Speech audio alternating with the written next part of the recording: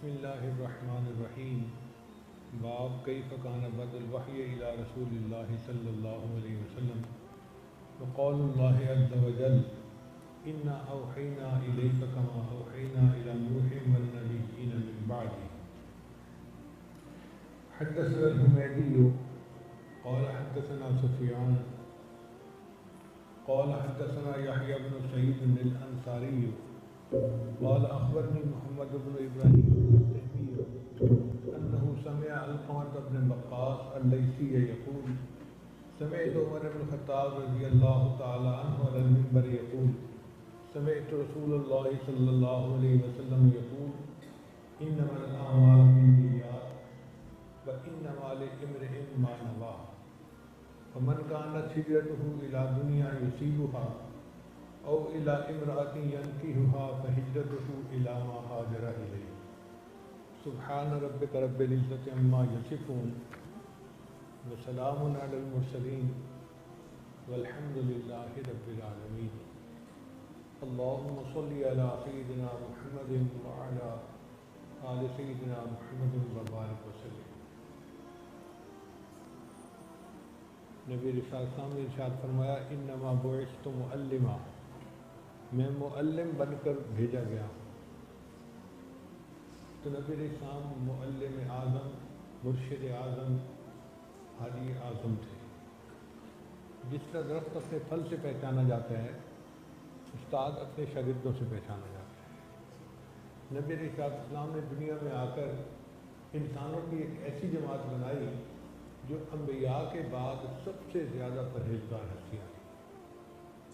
ان کی صحبت جس نے پائی اس کو ہم صحابی کہتے ہیں، اور وہ اللہ کے چنے ہوئے بندے تھے اور ساری امتوں میں انبیاء کے بعد سب سے زیادہ افضل لوگ تھے۔ شاعر نے کہا نبی آتے رہے آخر میں نبیوں کے امام آئے، وہ دنیا میں خدا کا آخری لے کر پیام آئے، جھکانے آئے بندوں کی جبیں اللہ کے در پر، سکھانے آدمی کو آدمی کا احترام آئے۔ وہ آئے جب تو عظمت بڑھ گئی دنیا میں انسان کی، وہ آئے جب تو انسان کو فرشتوں کے سلام آئے۔ ایسے پرہیزگار لوگوں کی جماعت تیار کی کہ ان کو فرشتوں کے سلام آتے تھے۔ چنانچہ صحابہ کرام کے ساتھ محبت رکھنا ایمان کا حصہ ہے، وہ ہمارے لیے معیار ایمان ہے۔ اللہ تعالیٰ فرماتے ہیں فَإِنْ آمَنُوا بِمِثْلِ مَا آمَنْتُمْ بِهِ فَقَدِ اهْتَدَوْا، اگر یہ لوگ اس طرح ایمان لائیں جس طرح صحابہ ایمان لائے ہیں پھر یہ ہدایت پائیں گے، تو ان کا ایمان معیار ہے۔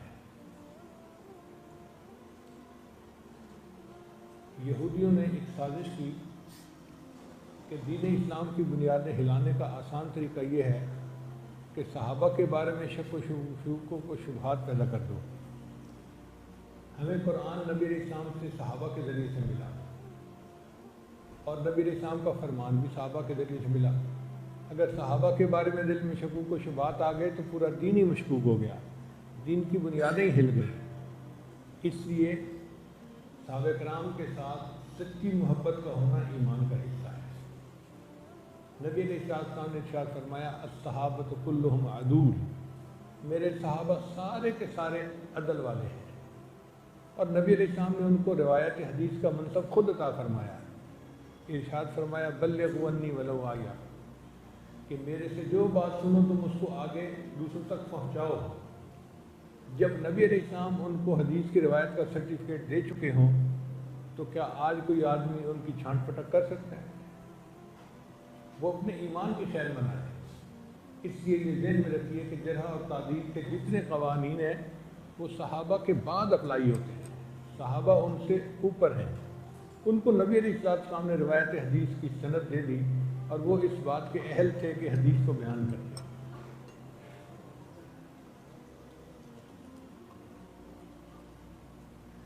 ان میں سیدنا صدیق اکبر رضی اللہ عنہ تو نبی علیہ السلام کی بالکل کاربن کاپی تھے۔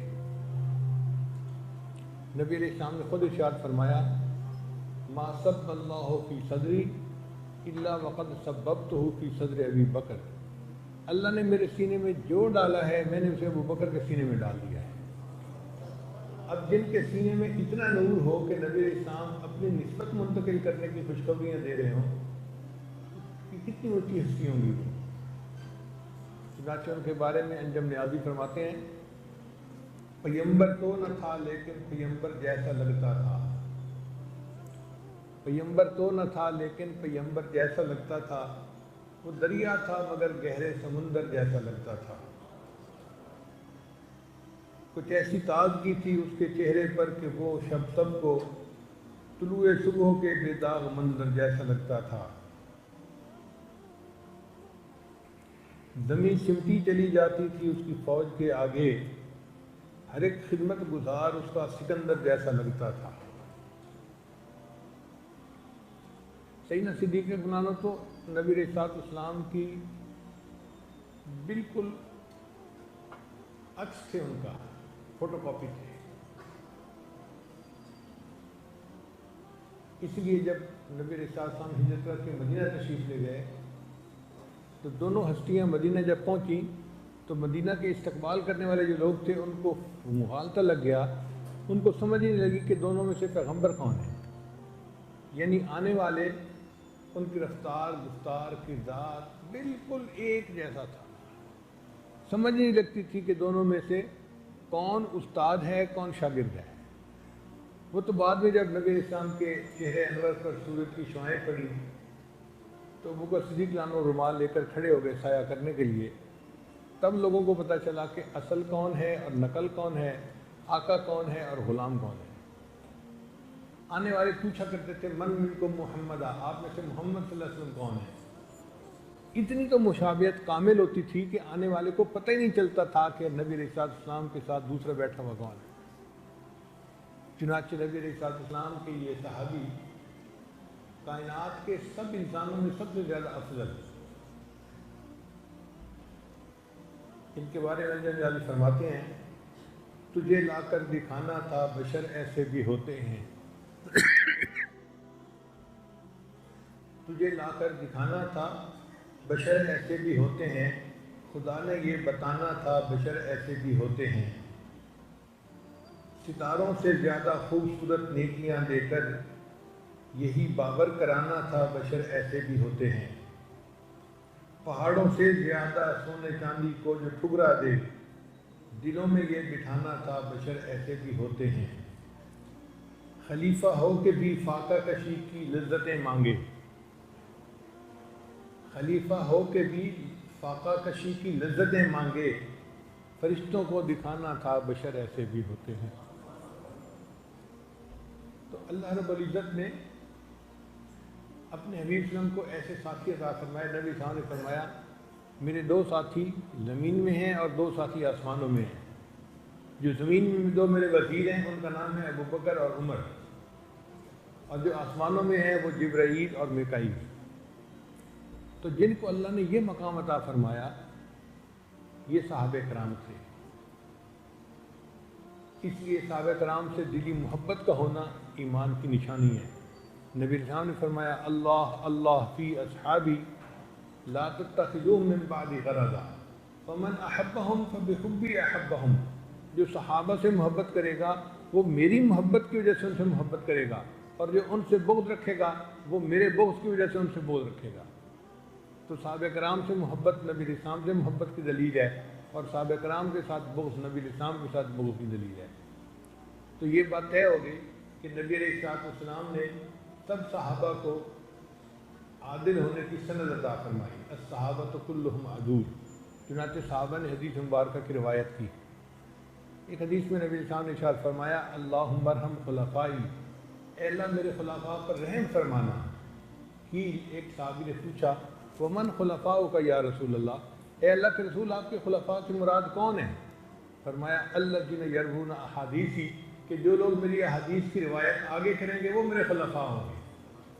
تو حدیث کو روایت کرنا ایک عظیم منصب ہے، اس لیے جتنے محدثین ہیں ان سے محبت رکھیے، اور اگر آپ کو پتہ چل جائے کہ فلاں آدمی استاد حدیث ہے یا شیخ الحدیث ہے تو دل سے محبت کریں، ان کے سامنے اپنے دل کو جھکا دیں، اس لیے کہ وہ نبی علیہ السلام کے خلیفہ ہونے کی مانند ہے۔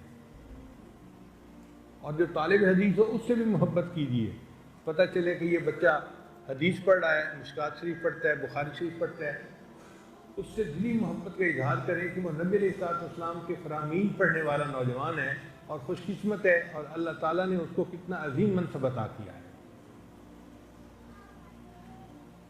نبی علیہ السلام کی احادیث جنہوں نے آگے بیان کی اور اس کو محفوظ کیا، ان کو محدثین کہتے ہیں۔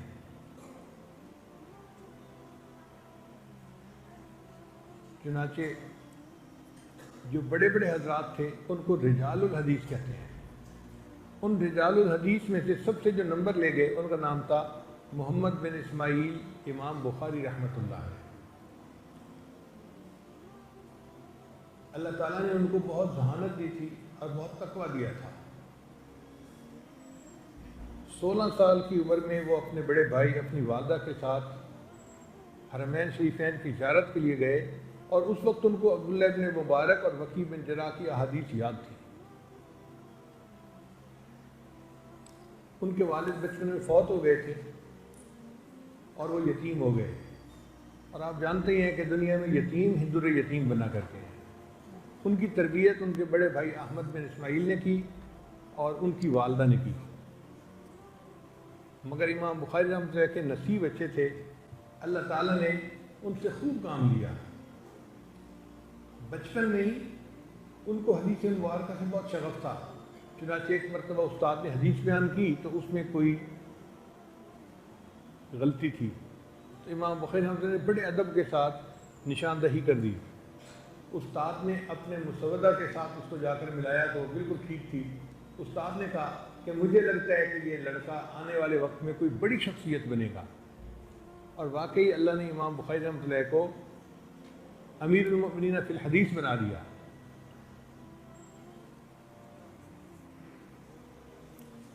حدیث کی طلب کے لیے امام بخاری رحمۃ اللہ مصر، حجاز، شام، بغداد، کوفہ، بصرہ اور خراسان کے سفر کیے۔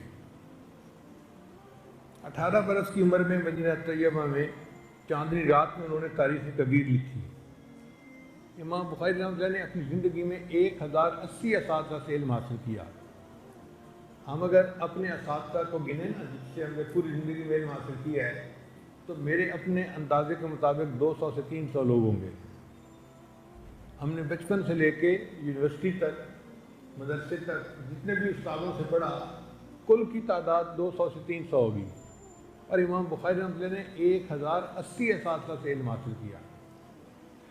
مگر خوبی کی بات یہ ہے کہ امام بخاری رحمۃ اللہ نے جو بخاری شریف کتاب تالیف کی، انہوں نے اپنی زندگی میں 90,000 طلباء کو یہ کتاب خود پڑھائی۔ آپ نے کوئی ایسا محدث دیکھا ہے کہ جو 90,000 طلباء کو حدیث پڑھائے؟ اللہ اکبر کبیرہ۔ آج کل تو بڑے سے بڑے دارالعلوم میں بھی 2,000 طلباء حدیث کے یا 3,000 طلباء ہوتے ہیں۔ دارالعلوم دیوبند میں بھی دور حدیث کے طلباء کی تعداد 4,000 تک ہوتی ہے۔ 4,000 طلباء بہت ہوتے ہیں۔ ہمیں ایک دفعہ بنگلہ دیش جانے کا موقع ملا تو وہاں پر ایک مدرسہ ہے ہٹھ ہزاری کا، انہوں نے کہا جی کہ دور حدیث کے طلباء میں بیان کر دیں۔ ہم نے کہا بہت اچھا۔ اللہ کی شان کے اس مدرسے میں دور حدیث کے طلباء کی تعداد 4,000 تھی۔ اتنی بڑی مسجد ساری بھری ہوئی۔ میں نے محتمم صاحب سے پوچھا کہ آپ نے مدرسے کے سب طلباء کو بلا لیا؟ انہوں نے کہا نہیں جی، ہم نے صرف طلباء ان کو بلایا جو دور حدیث کے طلباء ہیں، اور ان کی تعداد 4,000 ہے۔ اب اگر بڑے سے بڑے مدرسے کے طلباء کی تعداد 4,000 ایک سال میں ہے تو ایک محدث اگر 40 سال بھی وہاں پڑھائے تو بھی وہ اتنے طلباء کو نہیں پڑھا سکتا۔ اور امام بخاری رحمۃ اللہ نے اپنی زندگی میں 90,000 طلباء کو خود بخاری شریف پڑھایا۔ بخاری شریف لکھنے کا سبب کیا بنا کہ امام بخاری رحمۃ اللہ نے خواب دیکھا کہ نبی علیہ السلام کے جسم مبارک پر مکھیاں بیٹھنے کی کوشش کر رہی ہیں اور یہ ان کو اڑا رہے ہیں۔ تو انہوں نے اپنے استاد ابو اسحاق کو خواب سنایا۔ انہوں نے کہا انت تذب انت الکذب، کہ نبی علیہ السلام کی باتوں میں جو جھوٹ شامل ہونے لگے گا تو وہ جھوٹ کو الگ کر دو گے۔ تو امام بخاری رحمۃ اللہ علیہ کو 6 لاکھ احادیثیں یاد تھیں۔ وہ خود فرماتے ہیں کہ میں نے 6 لاکھ احادیث میں سے بخاری شریف کی احادیث کو چنا، اور بخاری شریف کی کل احادیث کی تعداد 2700 کے قریب ہے۔ اب آپ بتائیے کہ 6 لاکھ حدیثوں میں سے ایک ایک حدیث کو انہوں نے پرکھا، اس کا راوی کون ہے، بڑا کون ہے، آگے کون ہے، آگے کون ہے، اتنا ڈیرا ڈالا ایک ایک حدیث پر کہ انہوں نے اپنی تسلی کر لی کہ بھئی اس کی روایت بالکل ٹھیک ہے۔ جب اپنی تسلی ہو گئی، اس کے بعد پھر وہ 2 رکعت نفل پڑھ کے استخارہ کیا کرتے تھے کہ اللہ سے میں مشورہ کروں۔ جب تسلی ہو جاتی تھی استخارے کے بعد کہ اللہ کی طرف سے جو ہے پازیٹیو سگنل آ گیا، تب اس کو کتاب میں شامل کرتے تھے۔ اب آپ بتائیے، ایک ایک حدیث پر انہوں نے استخارہ کیا، اللہ سے رجوع کیا، اتنے رجوع اللہ کے بعد اللہ نے ان کو ایسی کتاب لکھنے کی توفیق عطا فرمائی۔ اس لیے بخاری شریف کو اصح الکتب بعد کتاب اللہ کی کتاب کے بعد دنیا میں سب سے زیادہ صحیح ترین کتاب وہ بخاری شریف کی کتاب کہلاتی ہے۔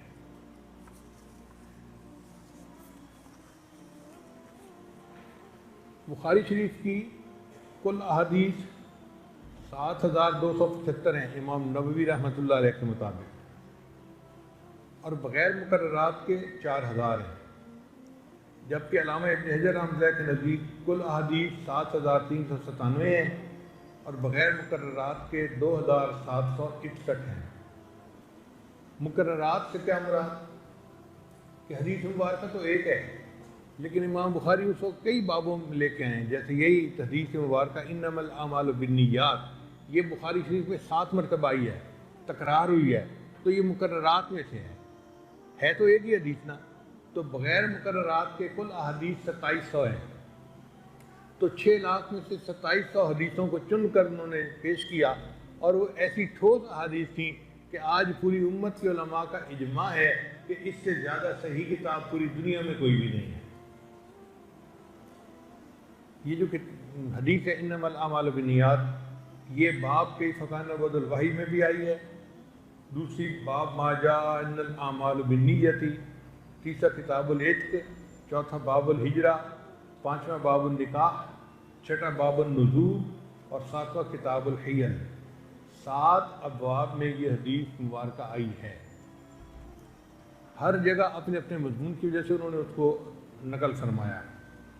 اس کتاب کا نام ہے امام نووی رحمۃ اللہ کے نزدیک الجامع المسند الصحیح المختصر من امور رسول اللہ و ایامہ۔ الجامع سے مراد امور ثمانیہ، اس میں سیر ہیں، آداب ہیں، تفسیر ہیں، عقائد ہیں، فتن ہیں، اشراط، احکام اور مناقب ہیں۔ الصحیح سے مراد صحت حدیث کا التزام ہے۔ المسند سند متصل کے ساتھ مرفوع۔ المختصر سے مراد چنی ہوئی احادیث۔ امور سے مراد حدیث، اور ایام سے مراد غزوات، اور سنن سے مراد افعال و تقریرات ہیں۔ جبکہ علامہ ابن حجر رحمۃ اللہ کے نزدیک اس کا نام ہے الجامع الصحیح المسند من حدیث رسول اللہ و سننہ و ایامہ۔ حدیث پر تو ہزاروں کتابیں لکھی گئیں، مگر 6 کتابیں ایسی تھیں کہ جن کی صحت کے اوپر علماء امت کا اجماع ہو گیا۔ ان کو صحاح ستہ یا اصول ستہ بھی کہتے ہیں۔ آپ یوں سمجھیں کہ پھولوں کا ایک گلدستہ تھا، اللہ نے اپنے بندوں کے لیے تیار کروا دیا۔ جیسے گلدستہ میں مختلف رنگ کے پھول ہوتے ہیں نا تو اچھا لگتا ہے، اسی طرح یہ صحاح ستہ کی جو کتابیں ہیں یہ حدیث سے مبنی کتابیں ہیں، مگر ہر ایک کا رنگ جدا ہے، ہر ایک کا رنگ اپنا ہے۔ چنانچہ امام مسلم رحمۃ اللہ کے نزدیک حدیث کو سمجھنے کے لیے فنی طور پہ بندے کو پہچان ہونی ضروری تھی، اس لیے انہوں نے مسلم شریف کی ابتدا مقدمہ مسلم سے شروع کیا، یعنی حدیث کی تعریفیں لکھی انہوں نے۔ مجھے یاد ہے جب میں نے اپنے استاد سے پڑھنی شروع کی تو انہوں نے کہا کہ مقدمہ مسلم آپ نے مجھے زبانی سنانا ہے، تو میں نے پورا مقدمہ مسلم زبانی یاد کر کے ان کو سنایا تھا، تب انہوں نے آگے سبق شروع کروایا۔ ابو داؤد رحمۃ اللہ کے نزدیک حدیث کا مقصد تھا حدیث پر عمل کرنا، اور وہ نبی علیہ السلام کی محبت کے بغیر ممکن نہیں، اس لیے انہوں نے نبی علیہ السلام کی محبت کے باب سے اس کتاب کی اپنی کتاب کا آغاز کیا۔ امام ترمذی اور امام نسائی، ان حضرات کا اصل مقصد تھا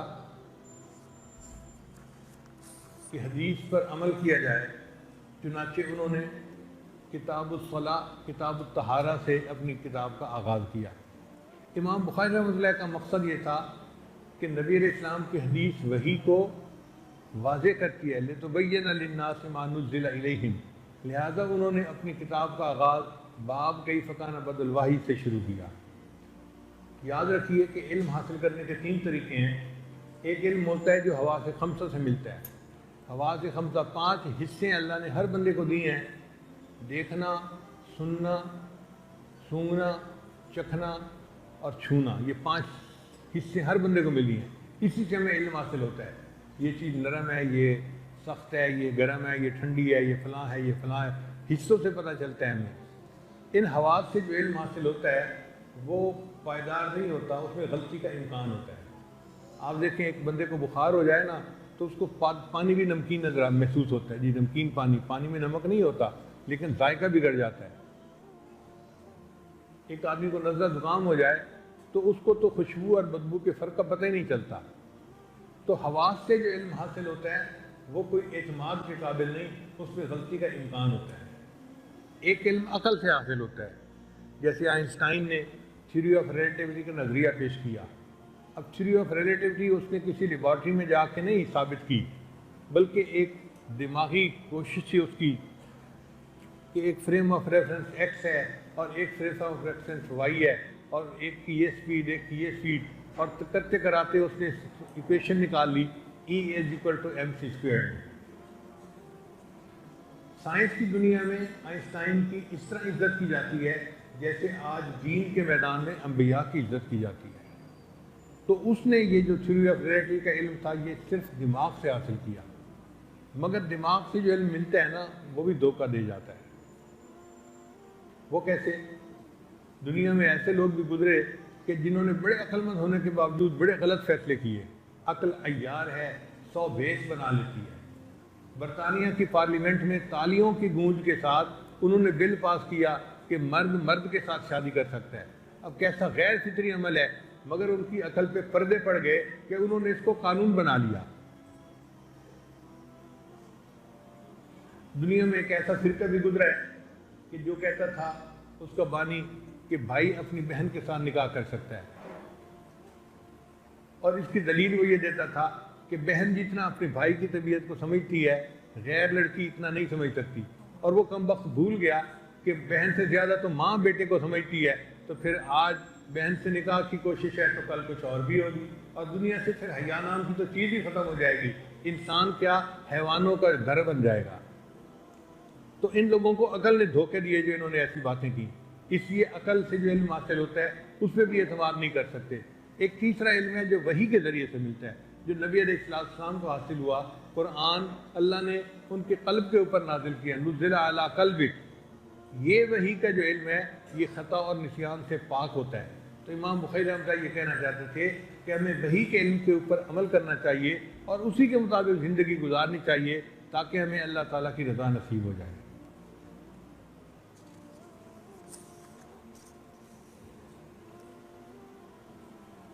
بخاری شریف کو جو کہتے ہیں اصح الکتب بعد کتاب اللہ، اللہ تعالیٰ کی کتاب کے بعد سب سے زیادہ صحیح کتاب 2 کتابیں ہیں، ایک ہے مسلم شریف اور ایک ہے بخاری شریف، اور ان دونوں کے درمیان آپس میں تقابل ہوتا رہتا ہے، مگر بخاری شریف کا پلہ بھاری ہے، کیونکہ امام بخاری رحمۃ اللہ کے متکلم کی جو روات ہیں وہ 80 ہیں، یعنی ان کے 80 راویوں پر لوگوں نے اعتراضات بھی کیے ہیں، جبکہ امام مسلم رحمۃ اللہ کے متکلم کی روات کی تعداد 160 ہے۔ تو اس لحاظ سے دیکھیں تو بخاری شریف کا پلہ بھاری نظر آتا ہے۔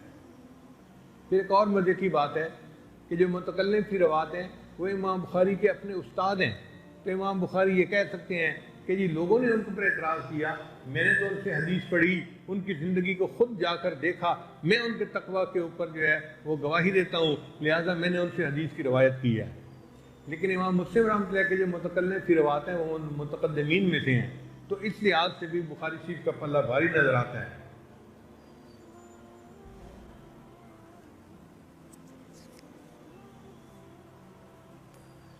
اب بخاری شریف کی اس حدیث مبارکہ کی طرف آپ ذرا توجہ کیجئے کہ امام بخاری رحمۃ اللہ نے اپنی کتاب کا آغاز بسم اللہ الرحمن الرحیم سے کیا ہے۔ حدیث مبارکہ ہے کل امر ذی بال لا یبدأ فیہ بحمد اللہ والصلاۃ علیہ فہو اقطع ابتر ممحوق من کل برکت، کہ جس کام کو بھی اللہ کے حمد اور نبی علیہ السلام کے اوپر درود شریف سے نہ شروع کیا جائے وہ کٹا ہوا ہوتا ہے اور برکت سے خالی ہوتا ہے۔ تو جب ہر کام کو حمد اور صلات سے شروع کرنا چاہیے تو امام بخاری نے کیوں نہیں کیا؟ تو محدثین نے ان کا جواب دیا انہو حمد لفظا لا کتابتاً، کہ امام بخاری نے زبان سے بسم اللہ یہ الحمدللہ پڑھ لیا تھا، لکھنے میں انہوں نے لکھا نہیں ہے۔ بعض حضرات نے فرمایا کہ دیکھو بسم اللہ الرحمن الرحیم میں بھی حمد اللہ کی بیان ہو جاتی ہے، اللہ کے صفاتی نام جو ہیں الرحمن اور الرحیم، تو مقصد حمد کا تو حاصل ہو گیا۔ اور جو بہترین جواب ہے وہ محدثین نے یہ دیا کہ اس حدیث مبارکہ کا تعلق خطب سے ہے، کتب سے نہیں ہے۔ خطب سے مراد خطبہ، خطبہ جمعہ، خطبہ عیدین، خطبہ نکاح، خطبہ جہاد۔ تو خطبہ اگر دینا ہو تو اس کو الحمدللہ وکفا وسلام علی عباد الذین اصطفیٰ اس سے شروع کرنا چاہیے۔ کتاب لکھنی ہو تو کتاب کے لیے ضروری نہیں ہے کہ اس کو بھی اس سے شروع کریں۔ اور اس کی دلیل انہوں نے یہ دی کہ نبی علیہ السلام نے اپنی مبارک زندگی میں حدیبیہ کا معاہدہ لکھوایا۔ اب حدیبیہ کا جو معاہدہ لکھوایا تو اس کو نبی علیہ السلام نے بسم اللہ سے شروع کروایا۔ امام بخاری رحمۃ اللہ چونکہ ہر کام میں سنت کی پیروی کرتے تھے، انہوں نے اپنی کتاب لکھنے میں بھی نبی علیہ السلام کی سنت کی پیروی کرتے ہوئے بسم اللہ سے اپنی کتاب کو شروع کر دیا اور اپنے متبع سنت ہونے کا ثبوت دے دیا۔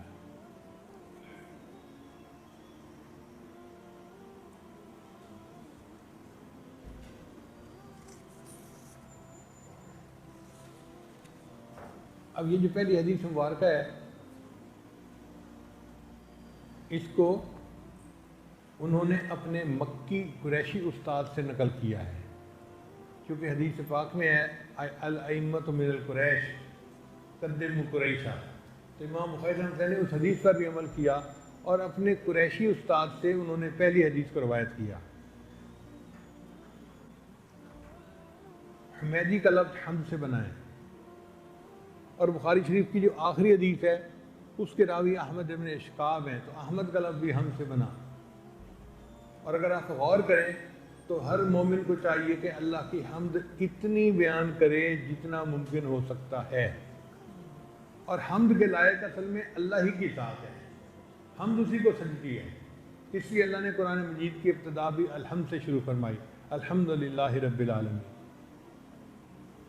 دنیا میں کوئی بندہ کسی چیز کی بھی تعریف کرے تو وہ تعریف حقیقت میں اللہ کی طرف لوٹتی ہے۔ مثال کے طور پہ بیوی خامن کی تعریف کرے، جی بہت اچھا انسان ہے، بہت اچھا اخلاق ہیں، بہت اچھا فلاں، تو یہ تعریف اللہ کی طرف لوٹتی ہے جس نے اس کے خامن کو پیدا کیا۔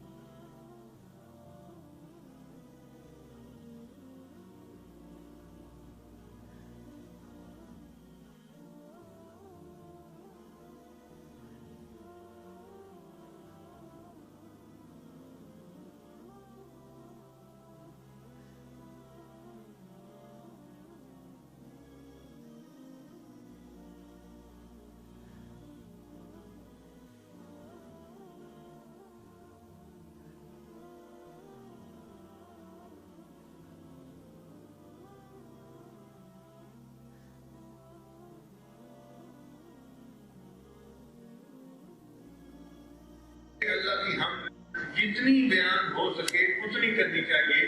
اللہ اس سے بھی بلند ہے. ہم اس کی حمد کا حق ادا نہیں کر سکتے.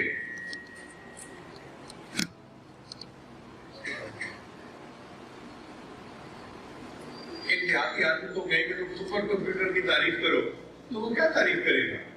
وہ تو کر ہی نہیں سکتا. بیچارہ کیا جانتا ہے سپر کمپیوٹر کیا ہوتا ہے؟ دیہاتی آدمی سپر کمپیوٹر کی پھر بھی کچھ نہ کچھ تعریف کر لے گا. ہم بندے اپنے اللہ کی اتنی بھی تعریف نہیں کر سکتے. دیکھو انسانوں میں سب سے اونچے انسان جو اللہ کے محبوب صلی اللہ علیہ وسلم ہے، انہوں نے فرما دیا اللہم لا احصی ثناء علیک، اے اللہ میں آپ کی تعریفوں کا احاطہ نہیں کر سکتا. انت کما اثنیت علی نفسک، تو ایسا ہی ہے جیسے تم نے اپنی تعریفیں خود بیان فرمائی ہے. تو ہم تو اللہ کی حمد نہیں بیان نہیں کر سکتے. ہم جتنی تعریفوں کے پل باندھیں اللہ اس سے بھی بلند ہے اور اس سے بھی اونچا ہے. اس سے اندازہ لگائیے اللہ تعالیٰ کی عظمت کا، اللہ کی کبریائی کا.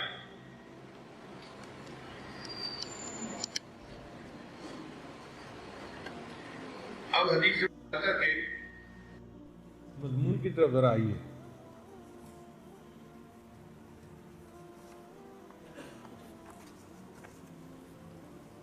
نبی علیہ السلام نے ارشاد فرمایا انما الاعمال بالنیات، کہ بے شک اعمال کا مدار نیت کے اوپر ہے. وَإِنَّمَا لِامْرِئٍ مَّا نَوَىٰ، اور بندے کو وہی ملتا ہے جو اس کی نیت ہوتی ہے. فَمَنْ كَانَتْ هِجْرَتُهُ إِلَىٰ دُنْيَا يُصِيبُهَا، جس بندے کی ہجرت کا مقصد دنیا کا حاصل کرنا ہوگا تو اس کو دنیا مل جائے گی. اور إِلَىٰ امْرَأَةٍ يَنكِحُهَا، یا اگر کسی عورت کے ساتھ نکاح کے لیے ہجرت کرتا ہے تو ہجرتُهُ إِلَىٰ مَا هَاجَرَ إِلَيْهِ. اب اس کا شان برود سن لیجئے کہ مدینہ طیبہ میں ایک عورت تھی، اس کا نام تھا ام قیس. مکہ مکرمہ کے ایک نوجوان نے اسے پسند کیا اور اس کی طرف نکاح کا پیغام بھیجا. تو ام قیس سے جواب بھجوایا کہ آپ مکہ سے ہجرت کر کے مدینہ آ جائیں تو میں نکاح کے لیے تیار ہوں.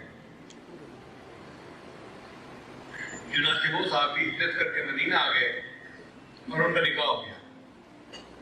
اب نکاح کے بعد ایک مسئلہ کھڑا ہو گیا کہ صحابہ کرام نے یہ سوچنا شروع کر دیا کہ کیا اس مہاجر ام قیس کو وہی ثواب ملا جو لوگوں نے اللہ اور اس کے رسول کے لیے ہجرت کی تھی ان کو جو ثواب ملا.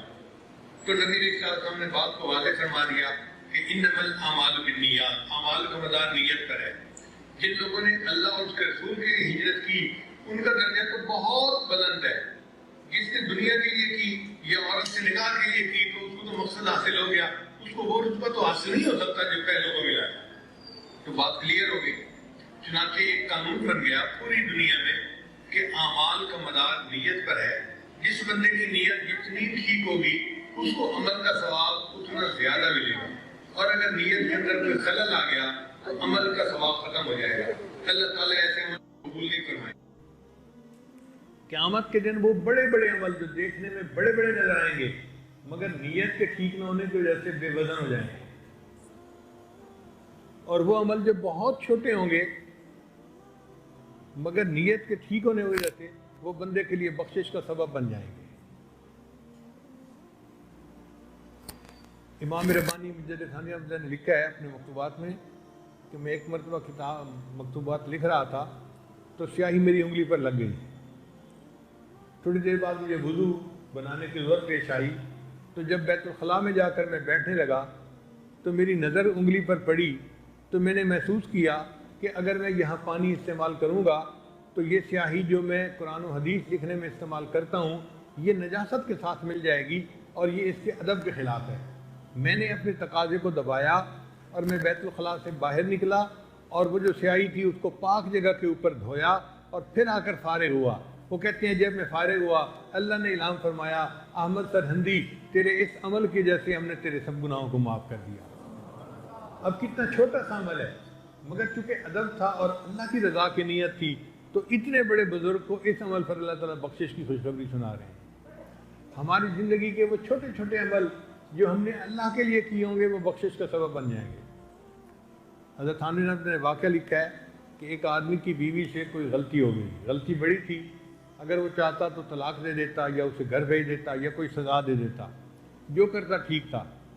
لیکن اس نے دیکھا کہ غلطی تو کر بیٹھی ہے مگر اس وقت ریپینٹ بھی کر رہی ہے، نادم بھی ہو رہی ہے، شرمندہ بھی ہو رہی ہے، تو انسان ہے، ہو جاتی ہے غلطی۔ اس نے کہا چلو اللہ کی بندی غلطی کر گئی، میں اس کو معاف کر دیتا ہوں۔ کہتے ہیں وہ بندہ فوت ہوا تو کسی نے اس سے پوچھا سناؤ بھائی تمہاری آگے کیا بنی؟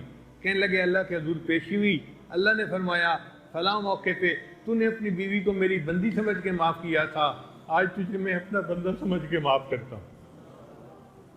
تو جو کام ہم نے اللہ کے لیے کیے ہوں گے وہ دیکھنے میں چھوٹے ہوں گے مگر بخشش کا سبب بن جائیں گے، اور جو بڑے بڑے ہمارے کام ہیں نا، اور یہ تو شیخ المشائخ ہیں، ان کے تو 200 خلفاء ہیں، اور انہوں نے تو دنیا کے 50 ملکوں میں کام کیا ہے اور لاکھوں مریدین ہیں، یہ سارے عمل دھرے کے دھرے رہ جائیں گے۔ فلاں آدمی تو بڑے استاد ہیں اور بڑا دارالعلوم ہے، اور دارالعلوم کی تو اتنی شاخیں ہیں، اور یہ تو اتنے بڑے مفتی ہیں اور اتنے بڑے شیخ الاسلام ہیں، یہ سب باتیں اپنی جگہ ٹھیک ہیں، لیکن بخشش جس عمل پر ہوگی یہ وہ ہوگا جو چھوٹا ہوگا اور ہم نے اللہ کی رضا کے لیے کیا ہوگا۔ اس لیے اپنے عملوں میں نیت کو ہر وقت چیک کرتے رہا کریں، اگر نیت ٹھیک ہوگی تو عمل قبول ہوگا، اگر نیت ٹھیک نہیں ہوگی تو عمل قبول نہیں ہوگا۔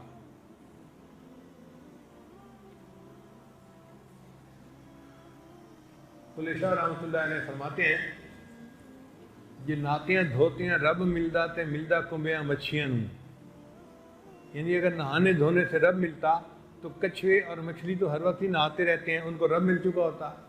جی ناتیاں دھوتیاں رب ملدا تے ملدا کنبیاں مچھیاں نوں، جی سر منایا رب ملدا تے ملدا بھیڑاں سسیاں نوں۔ ایک بھیڑ ہوتی ہے، سسی کی بھیڑ اس کو کہتے ہیں، اس کے سر پہ بال چھوٹے ہوتے ہیں، باقی جسم پہ لمبے لمبے بال ہوتے ہیں، تو وہ کہتے ہیں کہ اگر سر منانے سے رب ملتا تو اس بھیڑ کو رب مل جاتا۔ یہ ذکر کیتے ہیں رب ملدا تے ملدا کال کڑی چھیاں نوں۔ ایک پرندہ ہوتا ہے دیہاتوں میں، وہ دیوار پہ آ کے چپک جاتا ہے اور ساری رات آواز نکالتا رہتا ہے، اس کو کال کڑچھی کہتے ہیں۔ وہ کہتے ہیں کہ اگر ذکر کرنے سے رب ملتا تو کال کڑچھی تو ساری رات اللہ کا ذکر کرتی ہے، اس کو رب مل چکا ہوتا۔ یہ جتیاں ستیاں رب ملدا تے ملدا داندہ کھسیاں نوں، اگر پاک دامنی کی زندگی گزارنے سے رب ملتا تو جو بول امپورٹنٹ ہوتے ہیں ان کو رب مل جاتا، وہ تو اپنی فیمیل کے قریب بھی نہیں جا سکتے۔ یہ ناتیاں دھوتیاں رب ملدا تے ملدا کنبیاں مچھیاں نوں، یہ ذکر کیتے ہیں رب ملدا تے ملدا کال کڑیچیاں نوں، یہ سر منایا رب ملدا تے ملدا بھیڑاں سسیاں نوں، یہ جتیاں ستیاں رب ملدا تے ملدا دانداں کھسیاں نوں۔ آخر پر آ کر کہتے ہیں رب ملدا تے ملدا نیتاں اچھیاں نوں، کہ رب اگر ملتا ہے تو اچھی نیت والوں کو رب ملتا ہے۔ یہ ذہن میں رکھ لیں کہ جو بدنیت انسان ہوتا ہے اس کو رب نہیں مل سکتا، رب ملے گا اگر نیت اچھی ہوگی، لوگوں کے بارے میں دل میں کینہ رکھنا، دل میں بیر رکھنا، اور پھر سمجھنا کہ میں اللہ کی مقبول بندی بن جاؤں، یہ خواب و خیال کی باتیں ہیں۔ اپنی نیت کو ٹھیک کرنا ہوگا، ہر کسی کی خیر خواہی، ہر کسی کے ساتھ بھلا، ہر کسی کے ساتھ اچھائی، جب دل میں اچھی نیت ہوگی تو انسان اللہ کا اچھا بندہ بن جائے گا۔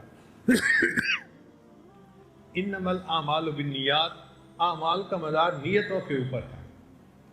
اب یہاں پر ایک اشکال پیدا ہوتا ہے کہ جب اعمال کا مدار نیت پر ہے تو انسان ایک گناہ اچھی نیت سے کرے تو کیا وہ گناہ نیکی بن جائے گا؟ مثلا ایک بندہ اس لیے چوری کرتا ہے کہ میں یہ پیسہ غریبوں میں تقسیم کروں گا، تو کیا اس کا وہ پیسہ چوری کرنا جائز ہو جائے گا؟ تو علماء نے اس کا جواب دیا ہے کہ گناہ کا کام تو اللہ کو ناپسندیدہ ہے، اس کو نیکی سمجھ کے کرنا تو دین کو کھیل بنانے والی بات ہو گئی اور زیادہ نفرت والی بات ہو گئی۔ اصل مقصد یہ ہے کہ جو نیک اعمال ہیں ان کی بھی قبولیت کے لیے نیت کا ٹھیک ہونا ضروری ہے۔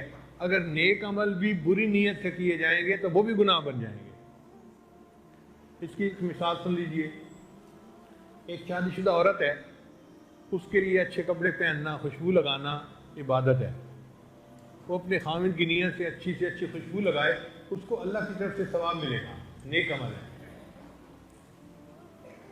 لیکن اگر وہی عورت شادی پہ جانے کی تیاری کر رہی ہے اور خوشبو لگانا چاہتی ہے، اور خوشبو لگاتے ہوئے اس کے ذہن میں یہ بات آ جاتی ہے کہ آج مجلس میں فلاں کزن بھی آیا ہوگا اور میرے اس کزن کو یہ خوشبو زیادہ پسند ہے، لہٰذا میں یہ خوشبو لگا لیتی ہوں. اب اس خوشبو کا لگانا اس کے لیے گناہ بن جائے گا. نیک کام تھا مگر نیت کے بد ہونے کی وجہ سے وہ نیک کام بھی برا بن گیا. تو اصل مقصد یہ ہے کہ نیک کام تو تب نیک بنے گا جب اس کی نیت بھی ٹھیک ہوگی. اگر نیت میں کمی ہو گئی تو نیکی بھی خراب ہو جائے گی. تو ہم اپنے ہر کام میں اپنی نیت کو واچ کرتے رہا کریں, پرکھتے رہا کریں کہ ہم کس لیے کر رہے ہیں. پہلے وقتوں میں اپنے مشائخ کے پاس رہ کر لوگ 10 سال تک نیت کرنا سیکھا کرتے تھے. حضرت شیخ حدیث محمد زکریا رحمۃ اللہ نے اپنی کتاب میں لکھا ہے کہ ایک آدمی اپنے شیخ کے پاس 8 سال رہا اور وہ کہتے ہیں کہ میں نے 8 سال میں اپنی نیت کو ٹھیک کرنا سیکھا. ہم لوگ تو سمجھتے ہیں کہ ہماری نیتیں ٹھیک ہیں, کبھی اس پر محنت ہی نہیں کی. ہمیں تو اس پر محنت کرنے کی ضرورت ہے. ایک آدمی نے مکان بنوایا اور اپنے شیخ کو بلوایا دعا کے لیے.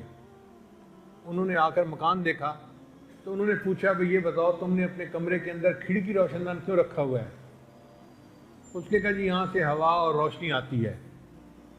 انہوں نے کہا اللہ کے بندے تو نیت یہ کرتا کہ اس کھڑکی روشن دان سے اذان کی آواز مجھے آیا کرے گی, باقی روشنی اور ہوا تو آنی تھی, اس کو تو کوئی نہیں روک سکتا.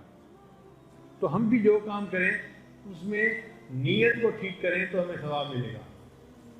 علماء نے لکھا ہے کہ اس امت کو بدنیتی سے اتنا نقصان نہیں پہنچا جتنا بلا نیتی سے پہنچا ہے. ہم بہت سارے کام بغیر نیت کے کر لیتے ہیں. آپ دیکھیں ایک لڑکی صبح سے لے کے شام تک بھوکی پیاسی رہے تو اسے روزے کا ثواب تو نہیں مل سکتا, اس لیے کہ روزے کے لیے نیت کو ہونا شرط تھا. اسی طرح ہم کوئی بھی عمل کریں لیکن اس میں نیت نہ ہو تو ہمیں ثواب نہیں مل سکتا.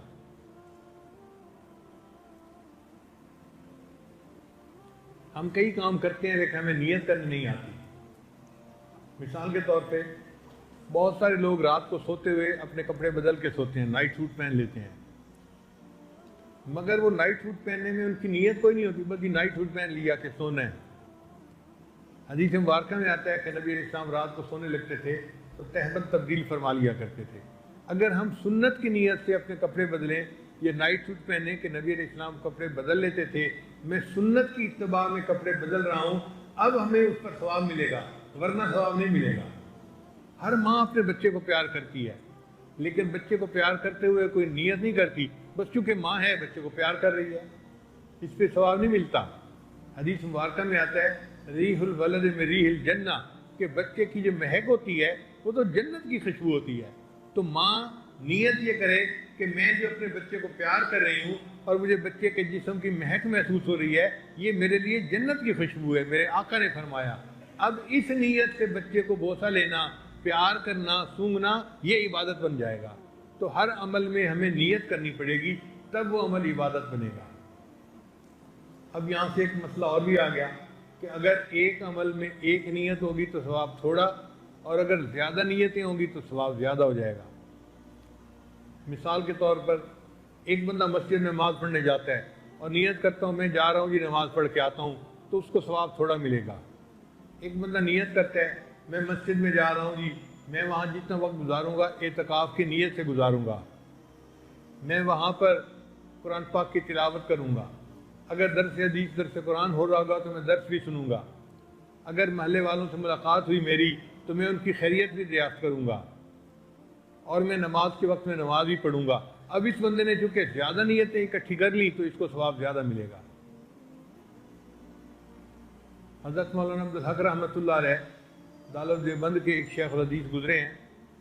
انہوں نے مجھے یو کے میں ایک جگہ بتایا, فرمانے لگے کہ میں نے فلاں کتاب میں پڑھا, ایک محدث فرماتے تھے میں کپڑوں کو بدلتے ہوئے 40 نیتوں کو اکٹھا کرتا ہوں. اب ہمیں تو چند نیتیں بھی نہیں آتی, 40 نیتیں تو بڑی دور کی بات ہے. ہم تو زیادہ سے زیادہ یہ نیت کر لیتے ہیں کہ جی میلے کپڑے ہیں چلو صاف کپڑے پہن لیں, اور وہ نیت کرتے تھے میں کپڑے پہن رہا ہوں, میں اپنے ستر کو چھپانا چاہتا ہوں, میرے اللہ کا حکم ہے. ایک نیت. دوسری نیت کہ صاف کپڑے اللہ کا ذکر کرتے ہیں اور میلے کپڑے ذکر نہیں کرتے, تو میں صاف کپڑے پہنتا ہوں تاکہ میرے کپڑے میرے بدن پر اللہ کا ذکر بھی کریں. دوسری نیت. پھر تیسری نیت کہ اللہ کا حکم ہے خذو زینتکم عند کل مسجد، مسجد میں جاتے ہوئے زینت اختیار کرو، لہذا میں صاف کپڑے پہن رہا ہوں کہ میں اللہ کے فرمان پر عمل کر کے زینت اختیار کر رہا ہوں۔ اب یہ تیسری نیت بھی ہوگی۔ تو اس طرح نیتیں بدلتے بدلتے یعنی جمع کرتے کرتے 40 نیتیں وہ اکٹھی کر لیا کرتے تھے۔ میں اس لیے صاف کپڑے پہن رہا ہوں، میں مسجد میں جاؤں گا تو کسی کو میرے کپڑوں کی بدبو نہ محسوس ہو، بلکہ میرے کپڑوں کے صاف اور خوشبودار ہونے کی وجہ سے میرے مسلمان بھائیوں کو راحت ملے، یہ بھی نیت کر لی۔ اب دیکھیں جس نے جتنی نیتوں کو اکٹھا کر لیا اس کو اتنا ثواب زیادہ مل گیا۔ اس سے پتہ چلتا ہے کہ عام آدمی کو وہ ثواب نہیں مل سکتا جو ایک عالم کو ثواب ملتا ہے، کیونکہ عالم اپنے عمل میں نیتوں کو اکٹھا کر لیا کرتا ہے۔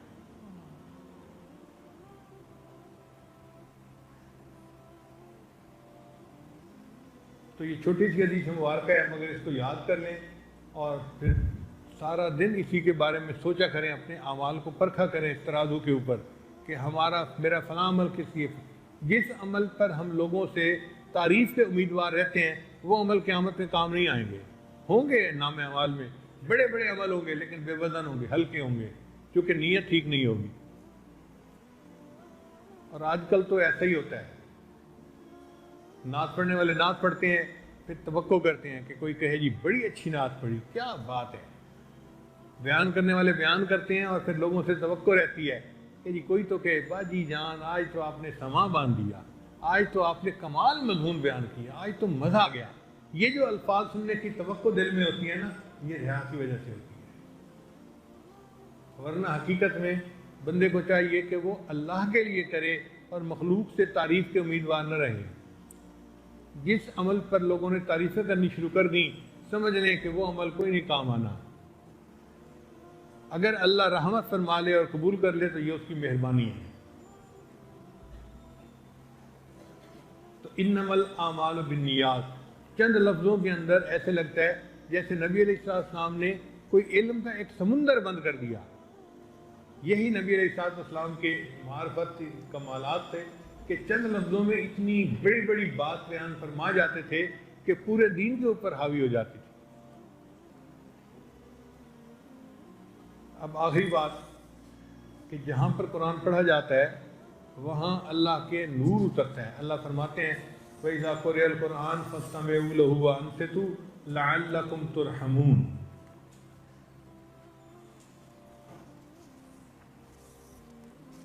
تو جہاں قرآن پڑھا جاتا ہے وہاں پر نور اترتا ہے، رحمت اترتی ہے، قرآن پاک سے ثابت ہے۔ اسی طرح جہاں حدیث مبارکہ پڑھی جاتی ہے وہاں پر بھی نور اترتا ہے۔ ویڈیو کے نیچے سبسکرائب کے بٹن پہ کلک کریں، بیل کے آئیکن پہ کلک کیجئے تاکہ ہر نئی ویڈیو کی نوٹیفیکیشن آپ کو مل جائے، اور تھمز اپ کا بٹن دبا کر اس ویڈیو کو لائک کریں۔